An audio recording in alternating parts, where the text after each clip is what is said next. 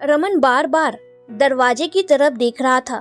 2-3 बार तो बाहर होकर भी आ गया, लेकिन अभी तक मंजरी का कोई पता नहीं था। 2-3 बार फोन उठाकर फोन भी ट्राई कर लिए, पर मंजरी ने फोन तक नहीं उठाया। 1-2 बार बड़ी उम्मीद के साथ रसोई में काम करती हुई अपनी पत्नी साक्षी की तरफ भी देखा, पर साक्षी ने ध्यान तक नहीं दिया। गुस्सा भी बहुत आ रहा था उस पर कुछ कह नहीं सकता था, क्योंकि साक्षी जवाब देना सीख चुकी थी। अचानक अंदर कमरे में से माँ माधवी जी के कहराने की आवाज आई, तो अंदर कमरे में आकर देखा माँ उदास से बिस्तर पर पड़ी हुई थी। आंखों में से कुछ बूंदें आंसू की गिर चुकी थी। बड़ी उदासी के साथ उन्होंने रमन की तरफ देखा, फिर उन्होंने दूसरी तरफ मुंह कर लिया। देखकर रमन सिर्फ इतना ही बोला, बस माँ, मंजरी अभी थोड़ी देर में आती ही होगी, आप परेशान न हो। आखिर वापस मोबाइल उठाकर मंजरी को फोन करने लगा।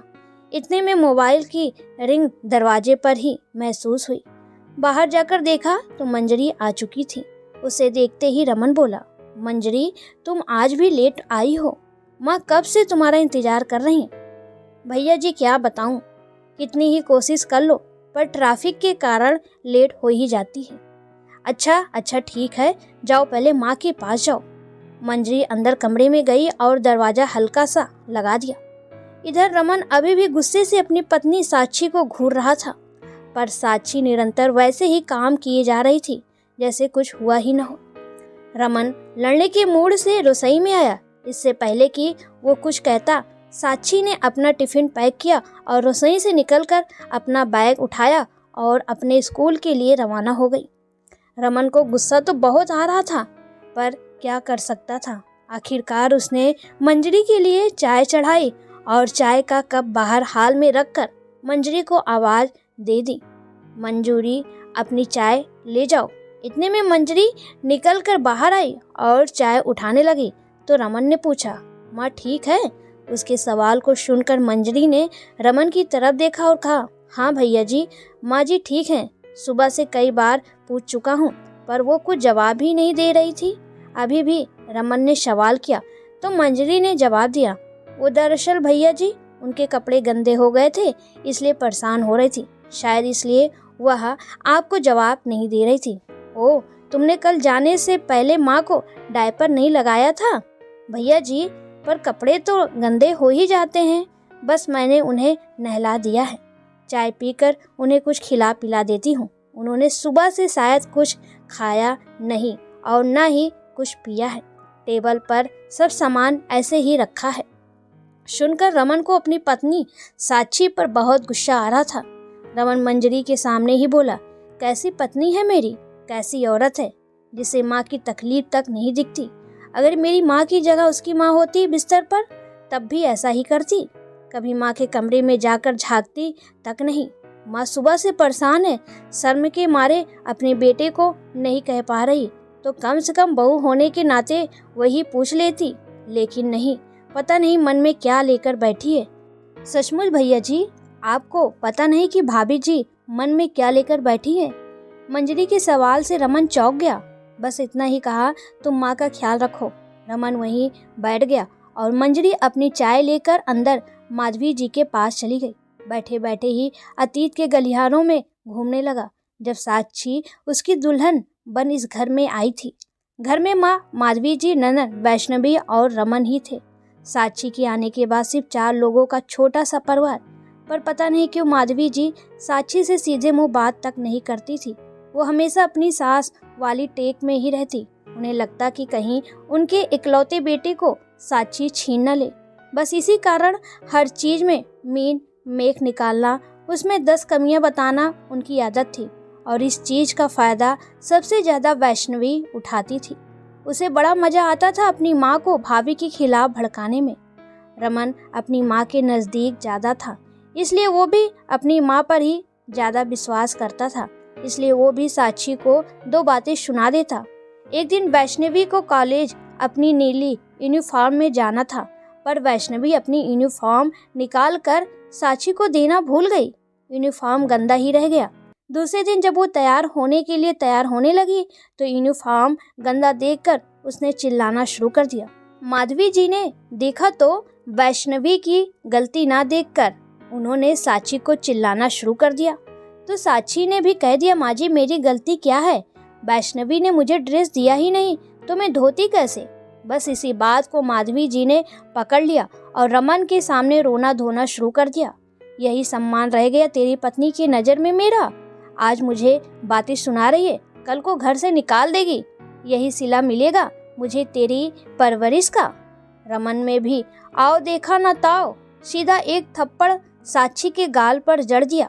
साची आंखों में आंसू भरकर अपने गाल सहलाती रह गई और दोनों माँ बेटी अपनी कुटिल मुस्कान के साथ अपने कमरे में चली गई।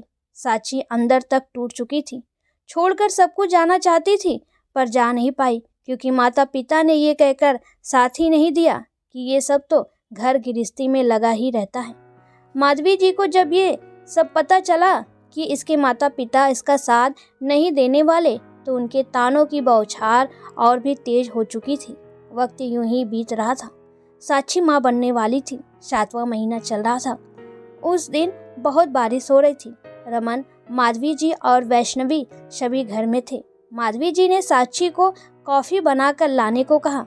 साची कॉफी बनाकर ला ही रही थी कि अपने कमरे में से तेजी से निकलते हुए वैष्णवी साची से टकरा गई और कॉफी का कप नीचे गिर गया। हालांकि वैष्णवी को कोई चोट नहीं लगी, लेकिन उसके बावजूद उसने चिल्लाना शुरू कर दिया, हाय मुझे जला दिया, हाय मुझे जला दिया। सुनकर माधवी जी और रमन अपने कमरे में से दौड़े चले आए। इससे पहले कि कोई कुछ समझ पाता, माधवी जी ने एक जोरदार थप्पड़ साची के गाल पर दे मारा।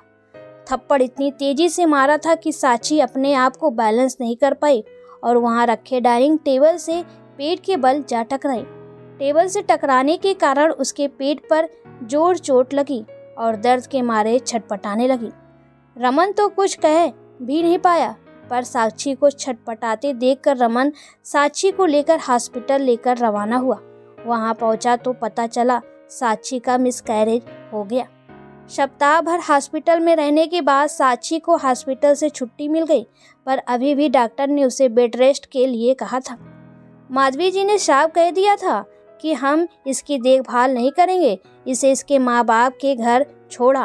पर रमन ऐसा नहीं करना चाहता था, क्योंकि अगर वो उसे उसके मायके छोड़ कर आता तो लोगों को पता चल जाता है कि साक्षी के साथ आखिर हुआ क्या था, और वो नहीं चाहता था कि लोगों को बाहर ये पता चले कि साक्षी की हालत के जिम्मेदार वो लोग हैं। इसलिए रमन ने उसके लिए एक नई नर्स बुलाई थी। तब मंजरी पहली बार इस घर में आई थी। मंजरी को 20 दिन के लिए साक्षी की देखभाल के लिए रखा था। रमन ने मंजरी को रखकर अपनी जिम्मेदारी की इतिश्री कर ली थी। अब मंजरी ही साक्षी को संभालती थी। पर इन 10 दिनों में मंजरी माधवी जी और वैष्णवी के स्वभाव को अच्छे से देख चुकी थी। रमन तो ऑफिस के काम में बिजी रहता, यहाँ दोनों माँ बेटी खुद ही बनाकर खा पी लेती, लेकिन साक्षी के लिए खाना बनाना उसके लिए दुर्भर होता था। मंजरी जब तक घर पर नहीं आती तब तक साक्षी भूखी प्यासी बैठी रहती, लेकिन कोई पानी पूछने वाला नहीं था। मंजरी की गैर मौजूदगी में साक्षी को अगर वॉशरूम भी जाना होता तो दीवार के सहारे जैसे तैसे सहारा लेकर धीरे धीरे वॉशरूम जाती, पर उसकी परेशानी किसी को नजर ना थी। खैर धीरे धीरे साक्षी ठीक हो गई, पर सबसे पहले उसने स्कूल में नौकरी ज्वाइन कर ली। रमन, वैष्णवी और माधवी जी ने मना किया, कुछ दिनों तक उससे बात भी नहीं की, पर साक्षी ने इस बार दिल पक्का कर लिया। अब वो किसी से कुछ बोलती भी नहीं थी, सिर्फ अपने काम से मतलब रखती थी। वक्त के साथ वैष्णवी की भी शादी हो गई और वो अपने ससुराल चली गई। आज उन बातों को 4 साल हो चुके हैं। साक्षी दोबारा कंसीव ही नहीं कर पाई तो माधवी जी रमन की दूसरी शादी करने पर उतारू हो गई, पर साक्षी कुछ नहीं कहती थी और ना ही तलाक लेने को तैयार थी। माधवी जी उसे परेशान करने में कोई कसर नहीं छोड़ रही थी। किसी तरह तो साक्षी घर से निकले, पर ऐसा नहीं हो पा रहा था। इसलिए एक दिन माधवी जी गुस्से में अपनी बहन के घर रवाना हुई तो रास्ते में एक्सीडेंट हो गया और आज वो बिस्तर पर पड़ी हैं। लोगों की तरह दोनों बहन भाई को उम्मीद थी कि साक्षी बहू का फर्ज निभाएगी और अपनी सास की सेवा में दिन रात एक कर देगी, पर साक्षी ने साफ मना कर दिया। मुझसे आपकी माँ की देखभाल नहीं होगी।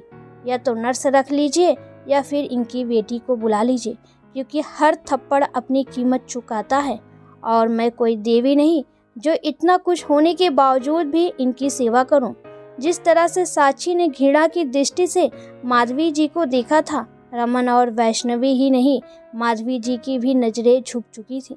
वैष्णवी ने ससुराल से यहाँ आकर रहने के लिए साफ मना कर दिया, इसलिए एक बार फिर मंजरी को बुलाया गया था। ये अलग बात है कि साक्षी घर से जाने से पहले रमन और माधवी जी का खाना भी तैयार करके जाती थी। काम सारे करती थी, बस सेवा नहीं करती थी। और आज किसी में हिम्मत नहीं थी कि वो साक्षी से ये कह दे कि तुम माँ की सेवा तो कर लो। सच में दोस्तों, पहले सास लोग परेशान करती हैं बहू को और फिर सोचती हैं मुसीबत में उनकी बहू उनकी सेवा करें, तो ये कैसे हो सकता है।